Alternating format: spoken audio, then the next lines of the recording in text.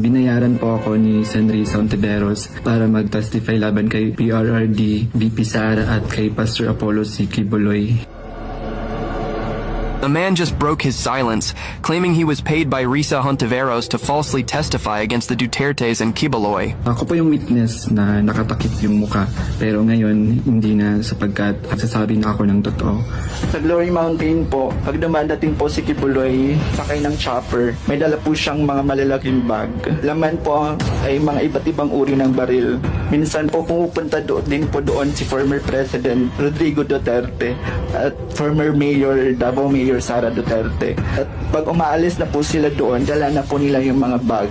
Lahat ng sinabi ko at makasama ko doon ay ginawa lamang ni Senrisa upang papagsakin si Pastor at ang buong kingdom at kunin ang kanilang mga ari-arian. Ngayon po ay hinahanap at tinatakot ako ni Senrisa.